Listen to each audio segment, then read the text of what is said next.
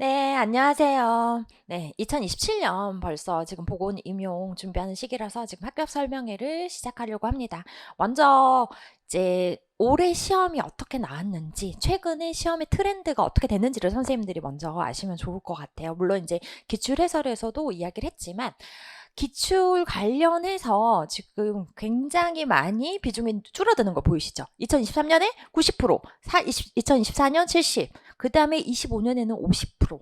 그리고 올해 26년 시험이 지금 끝난 지가 얼마 안 됐잖아요. 2주밖에 안 됐잖아요. 이거는 지금 많이 잡아야 30%거든요. 이런 식으로 급격하게 지금 기출의 비중이 굉장히 줄어들었다. 그것뿐만 아니라 기본 지식을 우리가 단순히 암기를 해가지고 바로 쓸 수 있는 문제들이 요즘에는 별로 안 나와요. 뭐 학교 보건이나 이런 법령은 그대로 암기를 해서 써야 되는 문제들이잖아요. 뭐 청킹을 한다든지 이런 문제가 아니고서는 적용 문제가 많았다.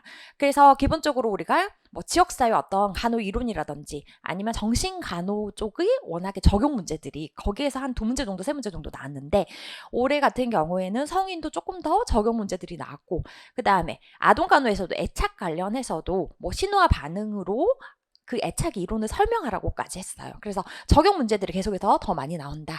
그리고 세 번째는 변별력 있는 문제들이 좀 더 나와요. 그러니까 한 요 정도면 되겠지라고 생각을 했던 거에서 한 뎁스가 더 들어가는 경향들이 지금은 보여요. 그러면은 지금 전체적으로 어떻게 돼요? 난이도가 올라갔다고 보면 되죠. 예전에 기출을 뭐 90%, 80%막 이렇게 나올 때는 같은 경우에는 단순히 뭐 기출 문제집 봐가지고 우리가 그거 암기해가지고 단순하게 그냥 인출만 하면 되는 거였어요. 근데 지금은 물론 암기를 해서 인출을 하는 것도 중요하지만 그 전 단계들, 기본 지식을 굉장히 탄탄하게 한 상태에서 뼈대를 잘 세우고 나서 그 문제들을 확장하고 적용하고 통합하는 이런 능력들이 굉장히 중요한 시기이다. 이해되셨죠? 그래서 예전에 뭐 90% 정도 기출 나오면 사실 기출 문제집 사가지고 보면 되죠. 암기하면 되죠. 그래서 사실은 강사의 역할이 그렇게 중요하지도 않은 것 같아요. 근데 지금 같은 경우에는 어디서 어떻게 출제가 될지를 모르는 거고 실제적으로 우리가 어떻게 적용을 해야 되고 이 변별력 있는 문제를 어떻게 우리가 잘 캐치를 해서 암기를 해야 되는지가 이제 최근 이슈 사항이라는 거죠.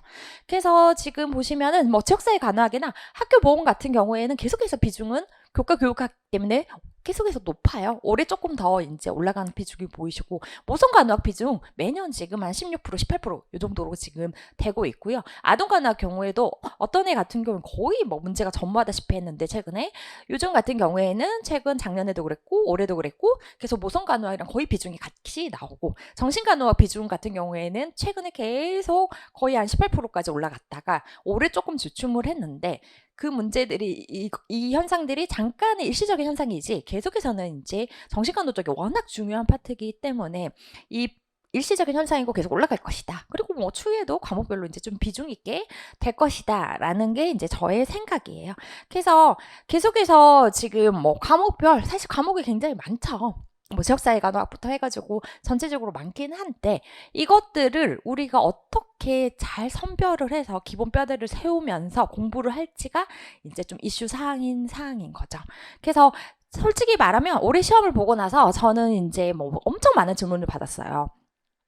우리가 막 국가고시 봤을 때 국가고시 뭐 문제집 풀어봐야 되냐, 국가고시 뭐 요약집 풀어봐야 되냐, 뭐 공무원 시험 문제도 다 풀어봐야 되냐, 뭐 심지어는 뭐 산업기사 올해 이제 출제 문제 같은 경우는 국수 배기 장치의 어떤 기능을 써라 이런 문제들까지 나왔기 때문에 어떻게까지 범위가 너무 광범위하다. 그렇기 때문에 어떻게 공부를 해야 될지 모르겠다. 혹은 그냥 강론서로 공부를 해야 되나. 근데 강론서라는 것 자체가 굉장히 뭐 성인간호학만 보더라도 그 주 지필진이 있잖아요. 메인 지필진, 메인 저자가 있고 쭉 그 서브 그 지필진들 있잖아요. 그게 출판사마다도 엄청 많아요. 그러니까 성인 간호학만 하더라도 뭐 이게 교재가 정해진 게 아니고 그리고 그 모든 기전들이 공통적으로 성인 간호학 책에 다 들어가 있는 것도 아니고 A라는 교재에만 있는 기전이 올해에도 출제가 됐고 그죠? 그리고 C라는 교재에서만 추출해가지고 문제가 나올 수도 있단 말이에요. 그러면 이제 우리 과목이 뭐 성인 간호뿐이겠어요? 모성 간호학도 있고 아동 간호학도 거기에다 건강 사정 이러다 보니까는 어떤 강론서를 하나만 봐서는 합격을 할 수가 없는 구조예요. 그렇기 때문에 실제적으로 많은 질문들을 받았지만 저는 2027년 공부 전략 올해처럼 똑같아요. 기본기를 우선은 굉장히 탄탄하게 해야 된다. 개념별로. 이 기본기라는 거는 우리가 누구나 다 아는 기초 지식이 아니에요. 기초 지식이 아니라 한 개념별로의 각 뼈대를 튼튼하게 세워야 된다. 올해 이제 성인간호학 이제 강의했을 때도 제가 분명히 성인간호학 같은 경우에는 신장이나 간 파트가 중요하다. 시험제 낼 게 너무 많거든, 거기에서는. 그러면은 이 신장의 기본적인 기능을 알아야 돼. 신장의 기능을 하면 고칼륨혈증, 전해질 불균형이 나오죠. 고칼륨혈증이다 라고 하면 뭐예요? 대사선 산증이 기본이잖아. 그렇기 때문에 신장 안에서도 실제적으로 전해질 불균형, 산증, 여기에 그러면 EKG 변화가 어떻게 일어나느냐? 산증일 때 우리가 뭐 쿠스말 호흡부터 이런 것들까지 어떻게 해야 되느냐? 그 다음에 왜 신장일 때 빈혈이 생기냐? 왜 신장일 때 고혈압이 생기냐? 그죠? 레닌, 엔조테신, 그 다음에 알도스테론 이런 시스템이 어떻게 작동이 되느냐? 그 다음에 빈혈이 생겼어. 빈혈이 생기고 또 뭐 생겨요? 저칼슘 혈증이 생기잖아요. 이 저칼슘 혈증이 생겼을 때 우리가 에리스로포이에틴, 그죠?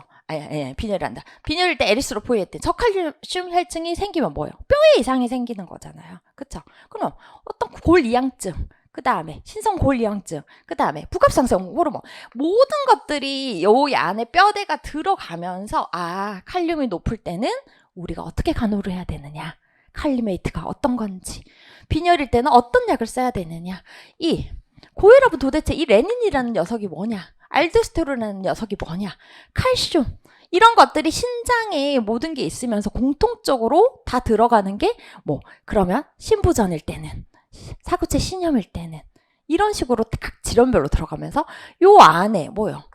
전해질 불균형도 있고 고혈압도 있고 부종도 생기는 거고, 그쵸? 그 다음에 빈혈이 생기고 이런 식으로 전체가 다 돌아가는 개념이거든요. 그래서 이게 이제 뼈대예요. 신장 하면은 신장의 기본적인 뭐 등등등 많잖아요. 지금 이걸 다 할 수는 없고, 이 기본 뼈대를 알면 나머지 질환들 중에 공통으로 들어가는 게 있고, 그러면 신증후군은 어떤 특징이 있냐? 그 다음에 사구체 신염은 뭐냐 도대체? 그리고 신부전, 급성신부전, 만성신부전은 뭐냐? 이런 것들을 이제 공통으로 들어가면서 각각의 특징들을 이제 우리가 빼내야 되는 거죠. 요게 기본 뼈대예요. 그래서 이거를 명확히 먼저 세워놓고 그리고 나서 각 질환별로 들어가야 된다 이거예요. 그래서 요게 이제 점점 더 중요해질 것이다. 그리고 이 뼈대를 얼마만큼 빨리 세우느냐. 빨리 세우면은 빨리 세울수록 우리가 뭐 하반기에 훨씬 더 우리가 이제 더 적용할 수 있고 모의고사 실제 점수까지 또 올라갈 수 있겠죠. 그래서 기본 개념 뼈대, 그 다음에 기본 기전의 어떤 적용령, 그 다음에 우리가 문장이 조금만 바뀌거나 아니면 예시를 살짝 바꾸거나 우리가 모의고사 볼 때도, 그리고 이거를 살짝 틀어서 문제를 낸다거나 다른 상황에 조금이라도 적용을 시켜보면은 선생님들이 또 답을 못 쓸 때가 있어요. 그러니까 기본 뼈대를 튼튼하게 해놓으면 각각의 다른 상황에 대한 어떤 적용력들이 훨씬 더 올라가는 거죠. 그리고 개념 간의 어떤 연결이나 통합력들이 돼야 된다. 우리가 지금 프로스탄글란딘이 있어요. 프로스탄글란딘 같은 경우에는 어디서 배워요? 모성에서 배우죠. 모성에서 첫 번째 뭘로 배워요? 월경곤란증의 기전이에요. 월경곤란증에 프로스탄글란딘 때문에 자궁이 수축하고, 그쵸? 자궁이 막 경련이 일어나면서 복통이 일어나잖아요. 그러면 이게 프로스탄글란딘 여기에서 모성에서도 나타나는 거고, 그 다음에 우리가 또 뭐, 이거 자체가 프로스탄글란딘 자체가 뭐예요? 위. 실질적으로 위를 보호하는 역할을 해요. 뭐, 위 점막을 보호해, 이것들이. 실제적으로 위 점막을 보호하는데 우리가 엔세이드라는 약을 써. 엔세이드라는 우리가 뭐야? 약을 쓰면은 프로스탄글란딘이 실제적으로 떨어지면서 이게 블럭되니까 자궁 수축이 안 되니까 월경곤란증은 좋아지고, 근데 원래 프로스탄글란딘 같은 경우에는 위 점맥 보호하고 그리고 중탄산염 이런 거 이제 만들어주고 하면서 위 점막을 보호하는 기능이란 말이에요. 근데 엔세이드로 프로스탄글란딘을 이거를 블락시켜버리니까 뭐게 돼서 위궤양이 생기는 거고, 또 아스피린 같은 경우는 트럼포산 이런 걸로 인해 가지고 우리가 혈소판 응집이 되고, 또 엔세이드 관련해서 프로스탄글란딘 관련해서 이건 또 신장이 이제 나왔으니까 예시를 드는 거예요. 신장의 신혈관을 확장을 시킨단 말이에요. 그러면 프로스탄글란딘이 저하되고 감소가 되면 신장의 혈류가 감소되겠죠. 신장의 혈류가 감소된다. 그럼 뭐야? 사구체 여과율이 떨어지는 거예요. 그러면서 우리가 이 엔세이드 오랫동안 복용하는 사람은 엔세이드로 인해서 신장 기능이 저하되는 거. 이런 식으로 모성, 그 다음에 실제적으로 이거는 성인의 소화기 파트, 그 다음에 성인의 신장 파트, 거기뿐만이에요. 아스피린 같은 경우에는 심근경색이나 뇌졸중, 그러면 심혈관 질환이나 뭐까지, 뇌까지 전체 다 연결을 할 수가 있어야 된다라는 거예요. 그래서 이런 지식들을 올해는 좀 이론 시간에 많이 해드리려고 하거든요. 그걸 이제 5월, 6월 달에 강의가 거기에 포커스를 좀 더 맞췄어요. 그래서 선생님들이 기출에서 몇 프로 나왔냐, 국가고시 문제를 봐야 되냐, 이런 것들은 사실 다 의미가 없어요. 왜냐하면 국가고시는 사실 임상적인 어떤 간호사를 배양하는 거고 객관식 문제잖아요. 객관식 문제다라는 거는 우리가 정답을 추출할 수 있는 스킬 같은 것들이 굉장히 많이 늘어나는 거고, 보건교사의 역할은 사실은 물론 이제 올해 문제가 임상 쪽에 좀 더 많이 나왔지만 뭐 검사명이라든지 수술명 이런 것들이 많이 나오긴 했지만 보건교사의 역할은 법적으로도 틀리잖아. 그리고 출제위원 자체들이 대부분 교수 출신들이 많잖아요. 교수들이 많잖아요. 그러면은 보건교사하고 고시라는 말을 붙었기 때문에 훨씬 더 깊게 내릴 확률이 많고 기출에 절대 국한하지 않는다라는 거죠. 그렇기 때문에 기출에서 많이 나오냐, 기출에서 많이 나오지 않느냐, 혹은 얼마만큼 깊이가 있느냐, 그 다음에 우리가 난이도가 높다라는 거는 생소한 문제란 말이야. 이런 변별력이 있는 문제다. 이런 것들 전체적으로 이것들을 커버할 수 있는 거는 기본 지식과 뼈대예요. 대신 이 깊이가 뭐 진짜 올해 처음 들어본 뭐 카자의 수술이라든지 이런 것들까지는 우리가 못 맞추더라도 당연히 상대평가잖아. 상대평가기 때문에 실질적으로 우리가 그 문제를 못 맞추더라도 기본 뼈대만 다 해놓으면 다 시험 문제 맞출 수 있다라는 거예요. 물론 이제 기출을 당연히 봐야죠. 보면서 이게 뭐예요? 기출이라는 거는 과거에 어떤 시험 문제가 나왔는지, 이런 식으로도 나올 수가 있겠구나. 이런 식으로도 좀 생각을 해봐야겠네. 이런 문제들은 재반출될 수도 있겠구나. 이런 식으로 기출이 확장될 수 있겠구나. 이런 것들 인사이트를 가졌게 하는 거지 우리가 과거로 돌아가서 과거의 시험을 보는 게 아니에요. 그리고 기전입도 변경될 수도 있고, 성인간의학이나 뭐 강론세 보세요. 강론세 보면 매년 개정판 나오잖아. 왜 개정판이 나오겠어요? 의학 지식이라는 거 한 해에만 하더라도 수많은 논문들이, 연구들이 계속해서 나오는데 그것들이 당연히 변경이 되죠.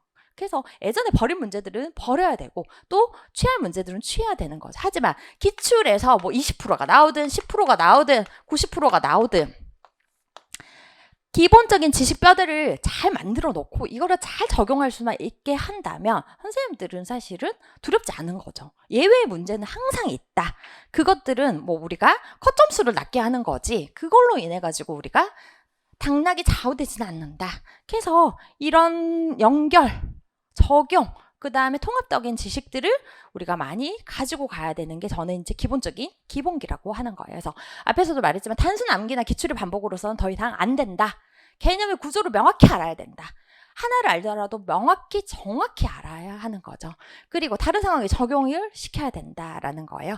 그래서 우선은 이제 선생님들이 이제 제 교재에 대해서 많이 물어보시더라고요. 뭐 물론 이제 뭐 책 구매하기 전에 뭐 미리 보기나 이런 걸로 이제 보신 분들도 계시긴 한데 이제 올해 시험 관련해서만 우선은 나왔어요.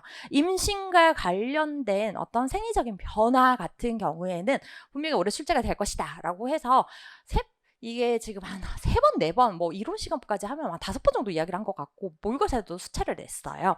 그러면은 이제 제 교재 같은 경우에는 분명히 당연히 구조화를 시키죠. 우리가 구조화라는 거는 단순히 표로 이렇게 만들어주는 게 아니거든요. 근데 우선은 이제 선생님들이 이해 쉽게 이런 식으로 구조화를 시킨 거예요. 그러면서 모의고사 문제에도 호르몬이랑 매칭해서 계속 봐라. 이렇게 이야기를 했어요. 그래서 올해 뭐 나왔어요? 인몬 부정, 인몬 출혈 나왔죠. 그래서 이거를 통합하는 명칭이 뭐냐? 치은염이나 그 다음에 더 심해지면 치육종까지도 갈 수 있다. 이런 식으로 한 개념별로 자, 임신성 치은염, 치육종 해가지고 치은염이다. 인몬부정이나 인몬출혈이다. 명시해주고 실제 호르몬의 역할까지 당연히 분류해주면서 그림까지 넣어줬어. 왜? 이거는 이제 꼭 암기를 해라라는 거죠. 그래서 이런 식으로 각 챕터별로, 각 개념별로 사실은 임신과 관련된 뭐 여러 가지 변화들 있잖아요. 여러 가지 변화들 뭐 우리가 뭐 가슴앓이라든지 뭐 요통이라든지 뭐 부종이라든지 뭐 여러 가지 것들을 사실은 2페이지면 다 다 때려 넣으면 넣을 수 있어요. 근데 이거를 오늘 세봤던 19페이지로 제가 해줬어요. 왜? 가독성 있게 보여야 되지. 각 챕터별로, 아니 각 개념별로 눈에 이렇게 들어와야 되지. 교재를 왜 이렇게 쓰냐. 우리 뇌는 줄글이 계속 많아버리면 계속해서 이게 받아들여지지가 않아요. 그렇기 때문에 거의 보시다시피 줄글도 짧게 끊어주면서 실제 그림까지 이렇게 넣어야지 뇌에서 받아들여지는 거죠. 뇌의 블록 처리 때문에 일부러 이렇게 하는 거예요. 저도 이제 한꺼번에 쫙 쓰면 편하죠. 근데 선생님들이 머릿속에 딱 박히도록 하려고 이렇게 이제 그 교재도 이렇게 돼 있고, 디프테리아 같은 경우에도 위막으로 이제 쭉 줄글을 정리를 해줬어요. 표로 정리를 하면서 그림으로 두 개나 이렇게 이제 위막을 사진을 넣어주는 게 무슨 이유겠어요? 위막이 중요하다. 디프테리아면 위막이 나올 것이다. 라고 몇 번을 말하고 구글 폼에서 계속 문제를 또 내드렸죠. 그 다음에 수족구 같은 경우에도 올해 출제가 됐죠. 수족구다라는 거는 뭐예요? 손수, 발족, 입구 요 세 가지다. 그래서 세 가지 다 넣어줬어요. 입, 손, 팔, 그리고 수포 이렇게 명확하게 하면서 이런 식으로 머릿속에 좀 그림들이 싹싹 바뀌도록 하는 것들이 이번에 좀 많이 나왔죠. 물론 이런 식으로 교재에 다 구조화를 시켜준 건 당연한 거고. 그 다음에 몽고메리상 같은 경우에도 올해 출제가 됐죠. 모성간호학에서 비누칠하지 말아라. 왜? 뭐 때문이냐? 이 몽고메리상 자체가 이런 기름샘으로 지방성 물질을 가지고 있기 때문에 비누칠을 하지 말아라. 다 씻겨 내려가잖아요. 피부를 보호해야 되잖아. 그래서 이런 식으로도 그림을 한 번 더 보게끔 이제 하는 거죠. 그러면 선생님들이 이제 교재를 보면서 이렇게 쭉쭉쭉쭉 보면서 머릿속에 각인이 돼서 시험장에서 쓸 수 있게끔. 그래서 실제적으로 페이지가 이렇게 되게 이제 어떤 선생님들은 이제 제 교재를 이제 보지 않고 이렇게 대충 이렇게 보면서 한 페이지에 줄글이 쫙 있는 형태가 아니라 방금 보셨다시피 몽고메리상만 하더라도 이렇게 그림까지 넣어주고 따로 분류해주고 이런 식으로 하다 보니까 이제 교재 내용이 되게 막 간결한 느낌이 든다라고 하더라고요. 근데 간결하다라고 그 다음에 가독성이 좋다라는 건 완전히 다른 이야기예요. 그러니까 제가 이런 식으로 깔끔하게 가독성이 좋게 선생님들이 머리 딱 구조 하나씩 개념별로 잡아주려고 이런 식으로 잡아준단 말이에요. 표도. 근데 간결하다는 건 내용이 빠졌다는 의미잖아. 근데 그 내용이 빠진 게 거의 없어요. 물론 올해 시험에 뭐 예외적인 어떤 검사나 이런 것들, 뭐 질병명 이런 게 빠진 게 있겠죠. 하지만은 가독성이 좋다는 거하고 내용이 빠졌다는 거 완전히 다른 내용이다. 이해되시죠? 그래서 일부러 다 사진 찾아서 다 블록 처리해가지고 하나별로 개념별로 이런 식으로 정리를 해줬다.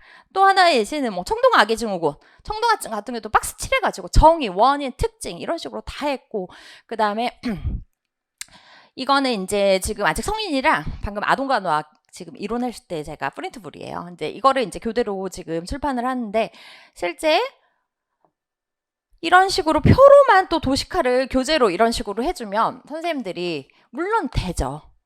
되긴 하는데 이거를 한 번 더 수고스럽게 선생님들이 꼭 기억했으면 좋겠다라는 거는 이런 식으로 다 플로우 차트처럼 했어요. 예를 들어서 지금 우리가 당뇨의 다음 있잖아. 다식, 다갈, 체중 감소 이런 것들 있잖아요. 그러면 고혈당이다. 왜 신장에 제육산기로 소화가 돼서 소변에 포도당이 폐설이 되면 삼투압이 올라가고 이걸로 인해 가지고 삼투성 이뇨가 되면서 다뇨가 되고 혈액이 농축되고 세포가 탈수되고 시상합의 삼투 수용체가 왜 자극이 되고 갈증 중추가 자극해서 다음까지 온다라는 히스토리를 한눈에 쫙 보이기 위해서 이런 식으로 지금 표시를 한 거예요. 그래서 저는 되게 고생스럽지만 실제 이론 이제 선생님들은 프린트물 받아보면서 되게 이제 만족스러웠던 거죠. 그래서 실제 과목별로 특징들이 다 있어요. 그래서 기전이 중요하다. 그럼 기전 다 이런 식으로 해주는 거예요. 우리가 당뇨병에서 케토산증, DKA 같은 경우에도 중요하잖아. 그쵸? 왜 지방 분해를 해가지고 이게 지금 대사산층이 막 생기는지. 그러면 이런 식으로 플로우 차트를 쫙 만들어주는 거예요. 고혈당 해가지고 뭐 이런 식으로. 그래서 이런 식으로 정리를 하다 보니까 이제 가독성, 그다음 플로우 차트, 뭐 기전 도식화, 그림 이런 식으로 이제 다 정리를 하다 보니까 이제 페이지는 좀 많죠. 그래서 제 책은 사실은 거의 이런 식으로 기존의 흐름이 도식화되어 있다. 그죠? 그 다음에 핵심 개념의 구조를 뼈대를 우선 잘 만들어줘요. 앞에 인트로에서. 그러면서 질환별로 비교해주고 이제 대조해주는 거고. 그래서 실제 인출할 수 있는 구조별로 교재를 만든 게 특징이죠. 그리고 이제 선생님들이 되게 좋다고 했던 게 우리가 책을 또 보고 이해가 안 되면 요즘에 챗GPT도 많이 쓰잖아요. 뭐 인터넷 막 검색도 하고 챗GPT도 쓰고 강론서도 봐야 되고 이거를 다시 한번 이해를 하려고 계속해서 자료를 찾는데 시간이 엄청 걸린단 말이에요. 그러니까 저는 그런 이제 번거로움을 다 없애고 싶었던 거예요. 우선 책도 가독성이 좋고 머리에 쏙 들어오고 강의도 이해가 쏙 되고 그러면 선생님들이 암기만 하면 되잖아. 그쵸? 그래서 이게 이제 비문이 아예 제로이다. 그래서 거의 이건 제가 한 말이 아니라 선생님들이 한 말이에요. 그래서 지금 교재가 1, 2, 3, 4권이 우선은 이제 출판이 되어 있죠. 근데 실제 지역사회 간호학만 해도 400페이지예요. 근데 이제 가독성 때문에 아까도 말했듯이 그런 거고. 그래서 또 좋은 장점이 뭐냐면 제가 일부러 그거를 다 선생님들의 뇌의 블록 처리 때문에 하나씩 챕터를 나눠야겠다. 그리고 책을 이제 집필할 때부터 요건 나올만 하다라는 거는 더 박스 칠해주고 더 구조해주고 더 그림 넣어주고 이런 식으로 이제 해서 지역사회 간호학만 지금 400페이지고 학교보건만 따로 지금 500페이지거든요. 그러긴 하지만 뇌에 부담이 없는 거죠. 과부하가 안 걸리는 거예요. 오래 씨가 책을 봐도. 그거 따로 개념별로 이제 이해를 하니까. 그래서 1권부터 지금 4권까지는 개정판이 나올 거예요. 그래서 작년에 이제 냈던 거 1권이 지역사회 간호학, 2권이 정신간호학, 그다음에 3권이 학교보건이랑 지금 보건교육이랑 응급간호학이랑 노인간호까지 해서 이제 돼 있는 거고, 그 다음에 모성간호학을 따로 냈어요. 모성간호학은. 그래서 그 다음에 이제 5권, 6권, 7권까지 있어요. 5권, 6권, 7권이 있는데 이거는 성인간호와 기초간호부터 시작을 하는 거죠. 성인 1, 성인 2가 5권. 아니, 5권이 성인 1, 6권이 성인 2, 그 다음에 7권이 아동으로 따로 뺐어요. 그래서 너무 또 페이지들이 한 페이지 너무 많으면 또 어차피 선생님들 분철하잖아. 그래서 지금 계속해서 작년이 아니다. 올해 수업했던 걸로 인해서 다시 한번 오류 검토하면서 다시 한번 이제 구조화 시켜주는 작업을 해서 요것도 이제 내년에 나올 예정이에요. 그래서 뭐 이런 시간 안에 다 나오니까 너무 걱정 안 하셔도 되고, 올해는 이제 제가 1권부터 완전 순차적으로 거의 7권의 교재를 쓴 거잖아요. 이론 수업을 다 했기 때문에. 그러니까 거의 페이지만 보면 3,000페이지가 넘거든요. 그렇기 때문에 한 3,000페이지 정도 되는 것 같아요. 그렇기 때문에 이제 그랬지만 올해 이제 교재가 사실은 초안이 다 나왔고 이건 개정판 뭐 수정만 하면 되고, 나머지들은 이미 이론 수업 시간에 다 했기 때문에 그거를 이제 잘 이쁘게 정리를 하고 선생님들 가독성 있게 해가지고 이제 출판만 하면 되니까 훨씬 이제 저는 강의에 더 이제 집중을 할 수 있는 환경이 된 거죠. 그래서 우선은 교재 아까도 보여드렸지만은 우선은 다 컬러예요. 올컬러로 일부러 했고, 그 다음에 안에 실제 내용들도 초록색으로 했어요. 눈이 너무 필요해요, 선생님들이. 이제 1년 동안 책을 보면. 그렇기 때문에 다 초록색으로 이런 식으로 바탕도 해서 글씨도 좀 가독성 있게 다 배치를 한 거고요. 그 다음에 그 다음에 책 표지도 선생님들이 뭐 한 곳이 이렇게 클리어하는, 이렇게 뭔가 내가 이거는 그래도 몇 회독 했다. 이렇게 그런 좀 느낌들이 들었으면 좋을 것 같아가지고 이걸 또 성취감 같은 걸 느끼려고 다 책별로도 다 교재 표지도 다 다르겠어요. 그래서 조금 이렇게 디자인이나 이런 것까지 엄청 신경을 많이 쓴 거. 그 다음에 인트로노트 같은 경우에는 이제 지역사회랑 정신간호. 그래서 이것도 되게 가독성 있게 좀 선생님들 칸을 좀 넓게 해서 거기에서 실제 진짜 인출해 볼 수 있게끔 해서 거의 이거는 올해 개정이 안 될 거예요. 왜냐면 작년에 거의 뭐 처음부터 끝까지 다 모든 이론들을 다 인출해 볼 수 있게끔 거의 다 넣어가지고 지역사회랑 이제 정시는 개정판이 안 나올 거고 요거 그대로 이제 보시면 돼요. 그 다음에 교재를 이야기를 했고, 그 다음에 이제 제 강의 특징을 말하고, 그 다음에 올해 강의가 어떻게 진행되는지 말하고, 기본적인 이제 시험 관련돼서 또 이야기를 하면 될 것 같아요. 그래서 저는 이제 우선은 계속해서 말했듯이 기본 뼈대나 이해 중심이다. 그래서 선생님들이 이제 강의를 듣고 나면은 뭔가 구조화가 딱 되는 느낌이다라고 이야기를 하시더라고요. 그래서 이런 시간이 진짜 중요해요. 저는. 이런 시간에 사실은 1, 2월 달에는 특히나 멘탈 관리도 제가 계속 이야기를 해요. 제가 이제 블로그도 글을 쓰고 있어요. 왜냐면 선생님들한테 이야기를 할 것도 혹시라도 까먹을까봐, 혹은 또 한 번 더 리마인드 시켜주기 위해서 이제 뭐 당연히 이제 제 카페에는 있지만 블로그에도 이제 공부 방법이나 어떻게 전략을 짜야 되는지 이런 것들을 이제 계속해서 쓰고는 있는데, 실질적으로 1, 2월 달에는 이런 1월부터 한 4월까지는 계속해서 기본 뼈대, 이해 중심. 그래서 이해가 우선 돼야지 암기가 되니까. 그리고 순서가 바뀌어도 사리가 바뀌어도 뭐 생소한 용어가 들어가도 흔들리지 않는 우선 단단한 뼈대를 만드는 게 제 목적이에요. 그래야지 시험이 어떻게 변형돼서 나오든 어렵게 나오든 쉽게 나오든 헷갈리지 않는다. 시험이 쉽게 나오면 쉽게 나온 대로 애로사항이 있어요. 왜? 실수 한두 개만 하면은 거의 당락이 좌우되잖아. 기출에서 막 90% 나오는데 나는 실수 막 두세 개 해버렸어. 그러면 굉장히 슬프잖아. 근데 또 어렵게 나오면 공부를 그만큼 확실하게 하고 명확하게 한 사람들은 합격을 하거든요.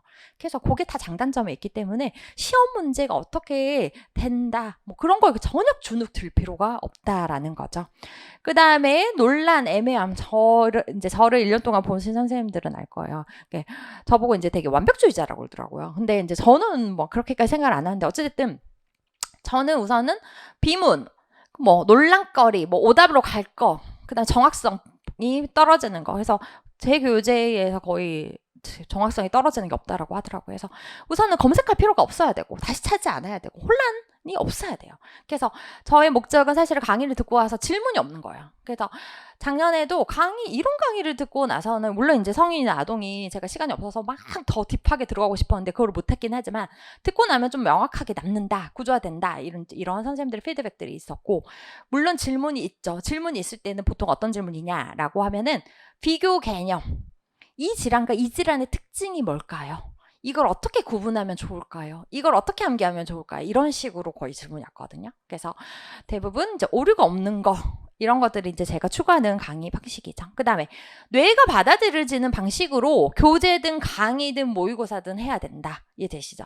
그림, 도시카 이런 거 다 활용하고 구조화시키면서 실제 정보가 이렇게 덩어리로 요만큼만 딱 암기할 수 있게끔, 그 다음에 또 다음으로 암기할 수 있게끔, 그래서 정확하게 기억 오류를 우선은 제가 잘 캐치를 하는 편이에요. 그래서 선생님들이 어디 부분을 헷갈려한다, 어디 부분을 좀 어려워한다 라는 것들을 계속 고민하면서 사실은 책도 쓰고 강의도 하거든요. 그래서 우선은 기전이 굉장히 중요하다라는 건 알잖아요. 이 기전이라는 거는 뭐 똑같아요. 정신간호도. 올해 같은 경우에는 조작적 조건화가 나왔잖아요. 행동치료의 기본 베이스란 말이에요. 그러면 이게 지금 정적 강화가 됐든 부적 강화가 됐든 형사법이 됐든 체계적 둔감법이 됐든 기본적인 우리가 행동치료의 기조란 말이에요. 이런 것들을 알잖아. 그쵸? 근데 그거를 우선은 뭐 기본 베이스다, 뭐 아니면 뭐 기전이다 라고 표현을 하면은, 사실 모든 과목들이 다 이런 게 있어요. 지역사회 간호 이론도 그렇잖아요. 그쵸? 이런 식으로 이제 기전 중심이지만 이거를 조립식으로 할 수가 있어야 된다. 이해되시죠? 여기에는 여기까지만 쓰면 되겠네? 여기에서 묻는 거는 명확히 이거네? 이해되시죠? 여기에서 답안은 요렇게 써야 되네? 이런 식으로 기전 중심이긴 하지만 최종적으로는 시험에서 답안지로 조립되는 구조로 연결되는 게 저의 큰 목표이기도 해요.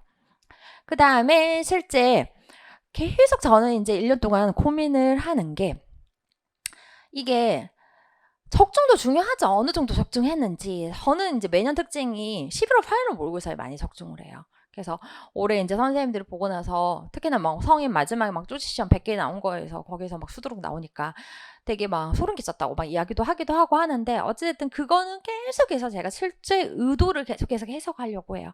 우선은 출제위원 자체가 교수들이란 말이에요.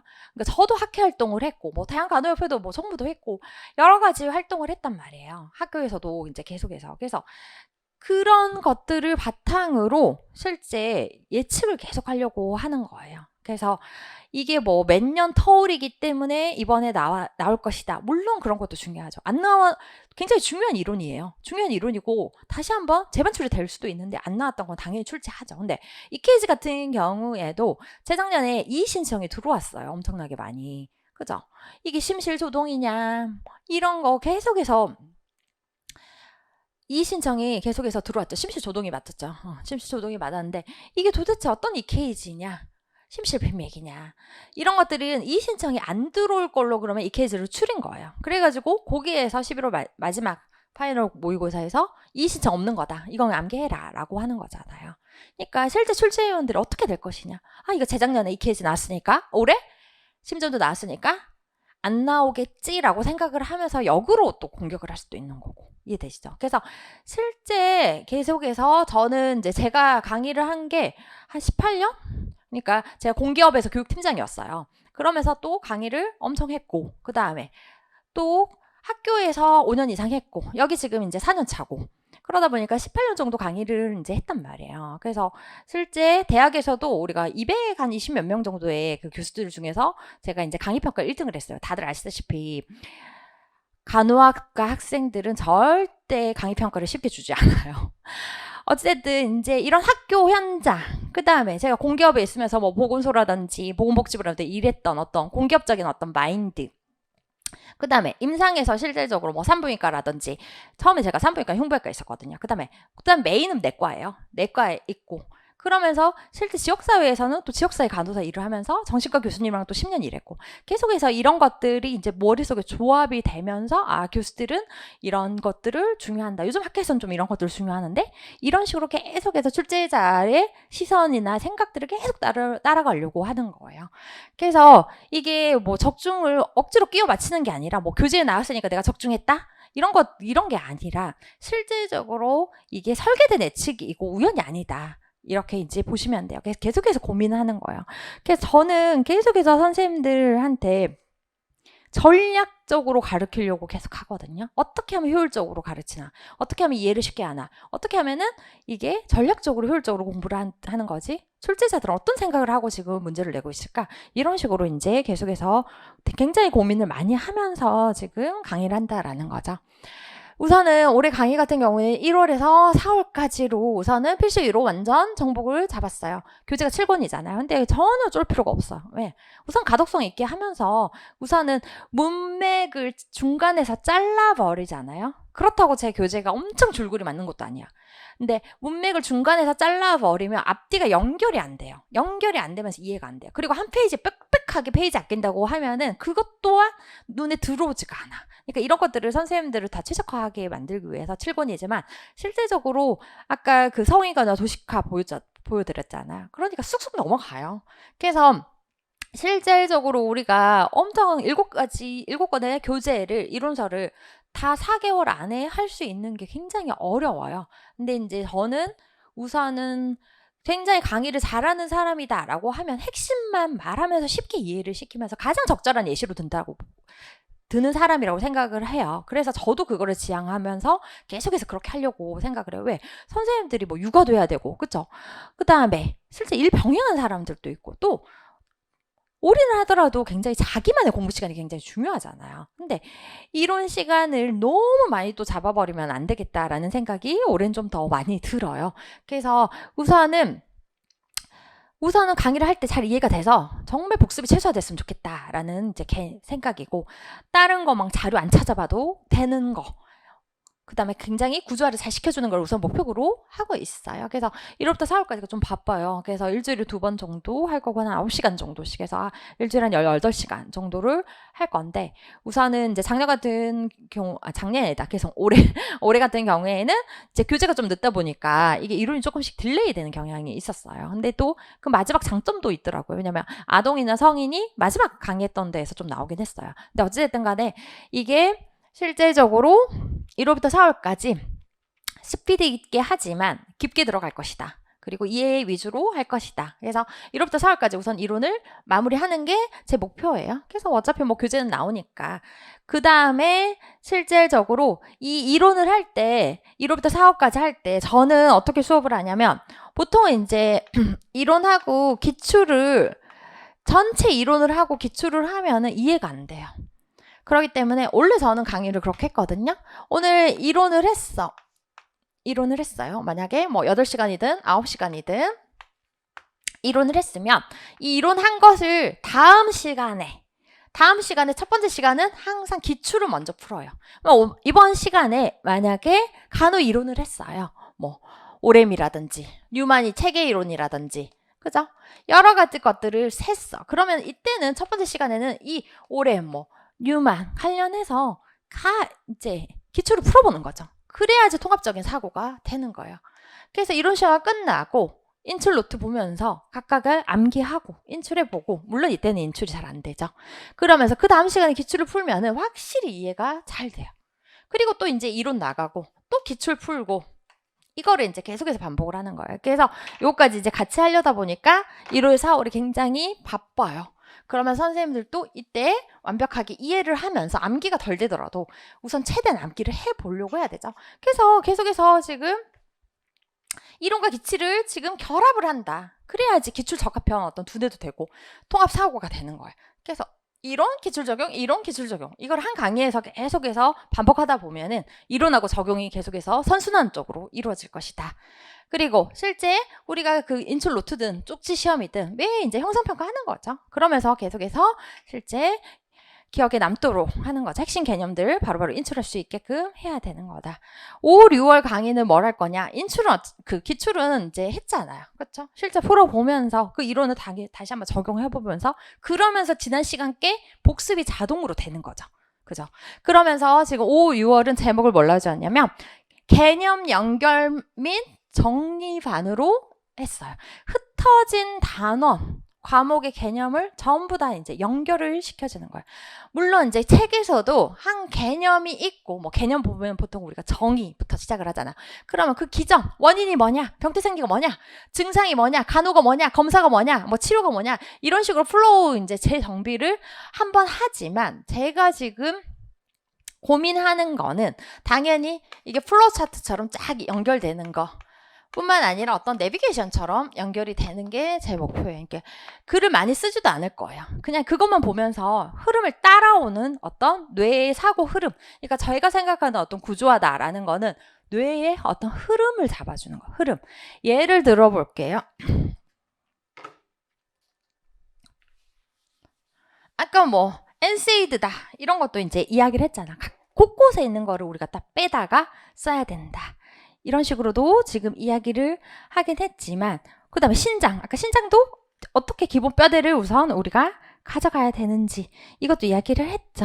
자, 보시면은 우리가 행동치료, 인지행동치료 같은 경우에도 마지막까지 선생님들이 헷갈려 하는 게 이거를 모의고사 때 치료부터 하려니까 너무 이제 복잡한 거예요. 뭐 지속된 노출치료가 있고 점진적 노출치료가 있어. 그 다음에 점진적이다 라는 거 보니까 뭔가 만들어주는 형성법인가? 체계적 탈감작인가? 여러 가지들이 선생님들이 헷갈리는 거야. 자, 각각의 다 비교 개념들을 잡아주는 거야. 또 예를 들어 볼까요? 이 중에서 이게 포인트다, 이게 포인트다, 이게 포인트다, 이게 포인트다. 자, 지문에서 이렇게 나오면 요건 체계적 탈감작이고 요건 형성법이고 이건 노출치료고 이건 점진적 노출치료고 그 다음에 실제적으로 뭐 PTSD에만 하는 치료도 요 두 가지는 특징이 뭐다. 그 다음에 또 해야 되는 게 우리가 뭐 예를 들어서 방어기전 책에도 다 적어져 있어. 방어기전별로 이 두 개의 차이는 뭐다. 비교해라. 이 두 개의 차이는 뭐다. 이거를 헷갈리지 말아라. 예를 들어서 합리화, 막 투사 이런 것까지도 막 선생님들이 나중에 막 헷갈려 해요. 또 예를 들어 볼까요? 우리가 자궁선근증 또 뭐예요? 자궁근종 특징이 둘 다 과다출혈이야. 과다출혈. 과다출혈이면은 실질적으로 우리가 뭐야? 월경 과다가 있잖아. 그러면은 월경 과다의 정의가 뭐지? 한번 다시 생각해. 그 다음에 과다월경이 그러면 이거는 뭐였지?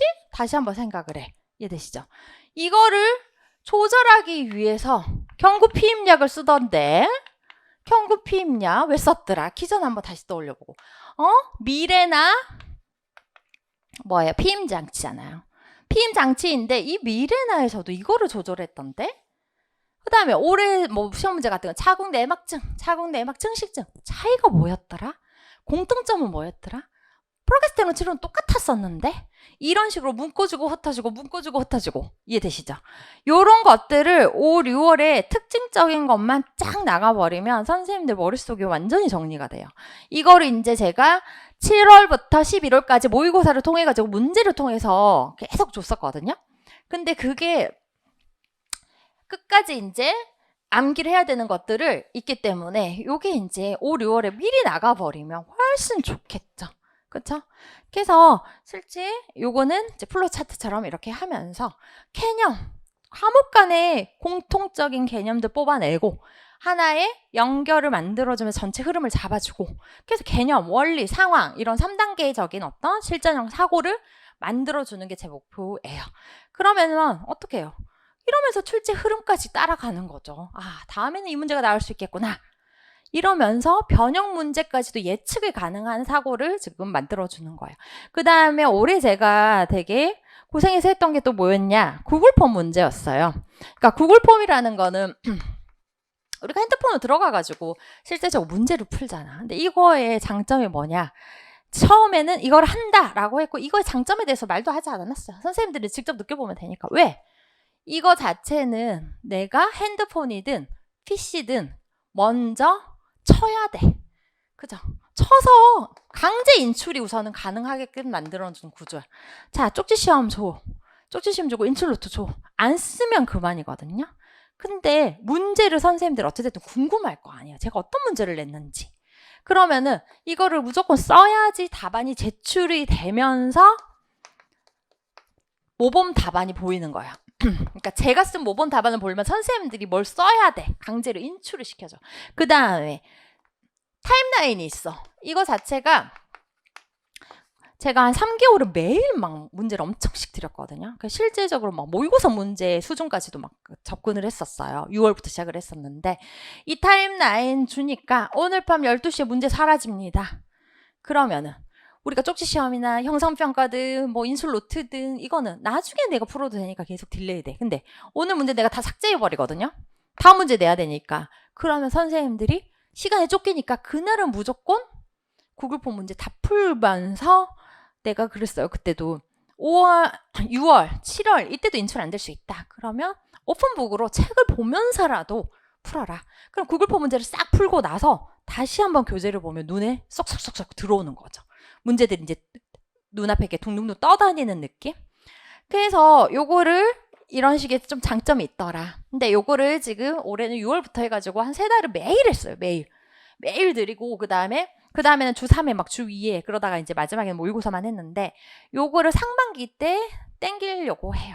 1월 달부터 4월 달까지 무조건 기본적인 거를 선생님들이 이론 탄탄히 하고 그다음에 5월부터 6월까지 개념간에 이런 내비게이션, 어떤 플로우 차트 짝짝 만들어 주면서 구글 폼을 하면은 인출까지 이제 같이 들어가는 거죠. 이렇게 개념별로 뼈대, 이때는 뼈대 쫙 만들고, 그죠? 여기서부터는 개념 간의 연결고리들 짝짝짝짝 만들고, 그 다음에 인출까지 들어가면 7월부터 선생님들이 본격적으로 모의고사를 통해서 암기가 가능하다라는 거죠.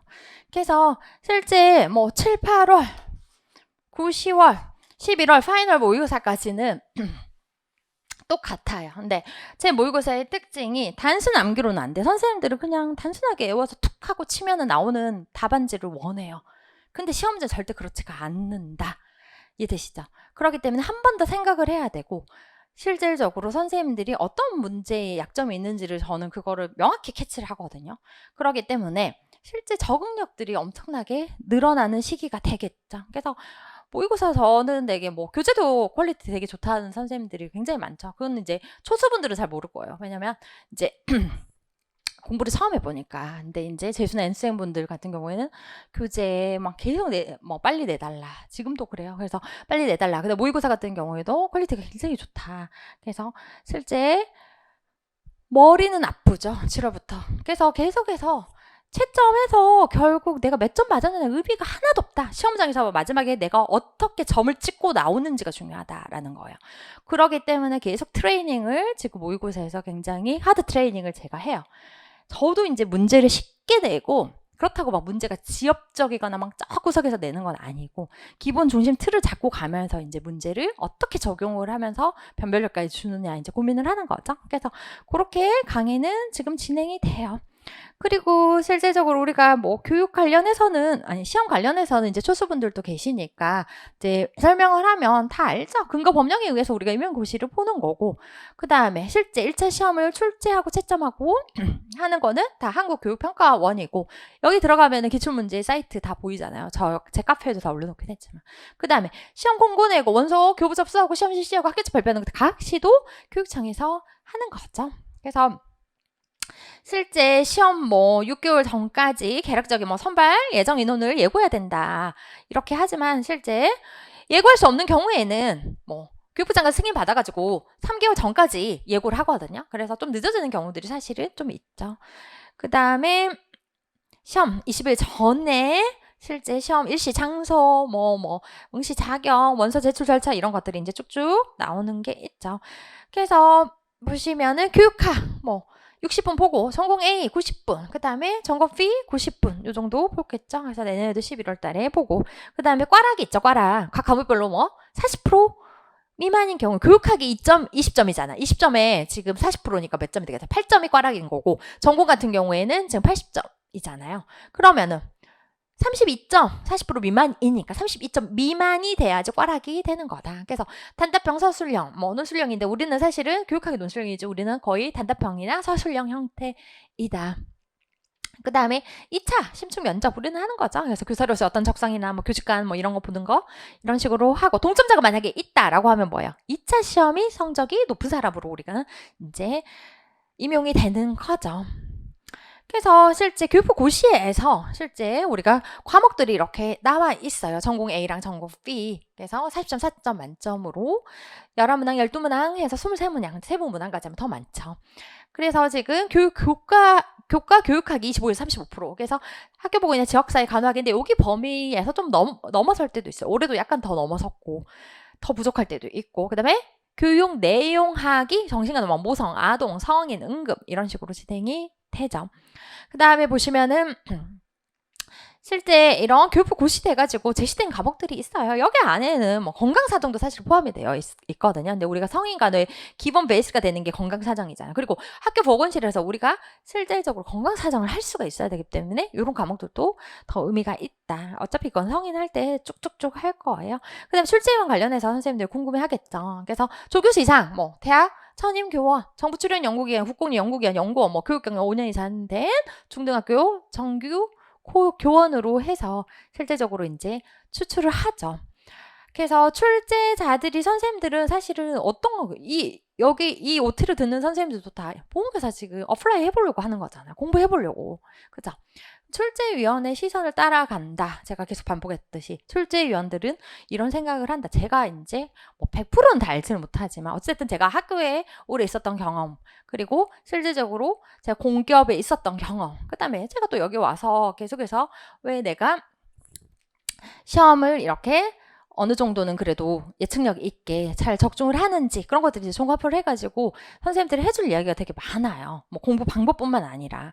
그래서 그 이야기는 근데 사실은 여기 이제 전체적인 어떤 유튜브를 통해가지고 다 나가잖아. 전체. 그렇기 때문에 오프 더 레코드로 어떤 식으로 앞으로 공부를 해야 되는지, 출제위원들은 어떤 식으로 이런 문제들을 내는지, 그냥 어떤 제가 가지고 있는 어떤 상식선이나 제가 가지고 있는 지식 안에서 좀 설명을 해주고 싶거든요. 그래서 그거는 이제 여기서 지금 말을 할 수가 없고, 그게 뭐 제가 뭐 출제위원을 안다 이런 게 아니에요. 이해되시죠? 제가 학교에 있었고 처음 임용고시에 들어와서 기출을 하나도 표시하지 않은 상태에서 제가 기출을 다 표시해봤거든요. 그럴 때 다 어느 정도 예측이 맞아 떨어지더라. 왜 그렇게 되느냐, 이런 것들을 선생님들한테 이해를 해주고 싶고, 그 다음에 지금 좀 불안하거나 이런 선생님들이 있단 말이에요.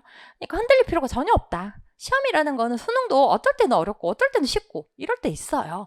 그리고 어떤 시험이든 간에 뭐 현장의 적용력을 더 올려달라, 왜 이게 임상 중심이냐 현장 중심적이 아니냐 이런 이슈들은 다 있기 때문에 그런 것들을 어떻게 우리가 잘 전략을 짜가지고 1년 공부를 할 것이냐, 이거는 이제 제가 나중에 OT 때 따로 이야기를 드릴게요. 그 다음에 모범 답안 지금 비공개 원칙인 거 아시죠? 채점 기준이나, 그죠? 그리고 채점이 3인의 독립 채점으로 하는다. 하나의 답안에 대해서 3인이 독립 채점을 해가지고 평균 점수를 우선 산출하는 거죠. 그래서 뭐 가채점 해보고 출제원들이 워크숍 가가지고 실제 채점 기준 수정하고 보완해가지고 실제 독립 채점을 하는 형태이죠. 가장 중요한 거는 이제 저의 커리큘럼을 우선은 따라오면서 우선은 계속해서 이제 중간중간에 이야기를 드릴 거고, 선생님들이 가장 중요한 거는 저는 마인드셋이에요. 마인드셋. 내가 정말 합격할 수 있을까? 고민을 하면 안 돼. 나는 무조건 합격한다. 물론 그 자신감이 한 번 시험을 보고 두 번 시험을 봤던 선생님들 같은 경우에는 자신감이 떨어져. 자존감도 떨어지는 것 같고, 그 다음에 계속 학습된 무력감에서도 빠질 수도 있어요. 근데 이거는 정말 잡고 가야 돼. 정말. 그래서 실질적으로 내 마인드 컨트롤하고 긍정적인 마인드를 가진 사람이랑 아닌 사람이랑 결과론적으로 너무 차이가 많이 나요. 실제 선생님들 두려워하지 않는 게 경쟁률. 두려워하지 않아도 된다. 5대 1인 데도 있고 10대 1인 데도 있고 10대 1이 넘은 데도 있어. 실제 시험은 뭐야? 결시자가 생각보다 많다. 그 다음에 무슨 영화 제목처럼 끝까지 가는 사람이 생각보다 많이 없다. 1년에 커리큘럼 완전히 제가 하라는 대로 따라오는 사람이 생각보다 많지가 않다라는 거예요. 이해되시죠? 그래서 끝까지 밀어붙이는 이 힘이 굉장히 중요하거든요. 그래서 이 경쟁률보다는 훨씬 떨어진다. 그 다음에 내년에 공부하려고 하는데 올해 한번 우리가 뭐 관광고시라는 표현을 하잖아요. 올해 한번 그냥 관광고시로 보고 싶어요 해서 그냥 오는 사람들도 있어요. 그래서 경쟁률 사실 의미 없고 요 정도면은 충분히 할만하다. 이해되시죠? 그 다음에 마인드셋. 제가 올해에도 선생님들한테 계속 이야기하는 거는 공부는 뭐다? 정리예요. 제가 공부법도 지금 교재를 우선은 교재 나오면 나중에 써보려고 해요. 공부는 정리예요. 특히나 소수인 선생님들은 뭐를 하냐? 온갖 자료를 다 갖고 싶어 해요. 이 책도 보고 싶고 저 책도 보고 싶고 내 자료 중에 혹시 빠진 게 있나? 온갖 자료들 다 수집과 정리, 수집이죠. 수집 정리가 아니라 다 끌어다 모아. 그러다 보면은 페이지 수는 기하급수적으로 넓고 정리는 하나도 안 돼. 그게 만약에 5,000페이지다. 다 외울 수 있어요? 다 못 외워. 1년 안에. 교육학도 해야 되잖아. 그렇기 때문에 이런 자료 수집할 거는 하나도 없어. 기본 뼈대를 세우면서 이해하면서 암기하면 돼요. 아주 심플해요. 공부의 방법은. 근데 막 불안하니까 불안은 굉장히 디폴트예요. 임용고시 모든 시험 공부를 하는 사람들은 너도 불안하고 나도 불안하다. 근데 불안해도 그냥 하는 거예요. 그냥 일어나서 불안해. 하루에 기분이 들락날락 할 때가 많아요. 그거는 그냥 디폴트로 깔고 가는 거. 어떤 날은 더 기분이 안 좋을 때도 있고 어떤 날은 더 불안할 때도 있고 내 자신을 못 믿을 때도 있겠지만 끝까지 자기 자신을 믿으면서 밀고 나가야 된다고요. 근데 그게 다른 사람과의 어떤 수다, 여기저기 막 기웃거리는 거 이해되시죠? 계속해서 막 자료 모아다가 끌어오는 거 이런 것들은 전혀 선생님들한테 진짜 도움이 안 돼요. 아시겠죠? 근데 이제 소수이니까 불안하니까 이런 것들은 다 이해는 해요. 하지만 정말 공부는 정리예요. 정리다. 정리라는 거는 책 정리가 아니에요. 저는 하지 말라는 게 책에다가 뭐 하트 표시하고 별표 표시하고 기초를 오려다 붙이고 색깔 입히고 공부를 하는 것처럼 느껴지죠. 왜? 뭔가 하는 것 같거든. 표시라도 해놨거든. 이제 애우기만 하면 될 것 같거든.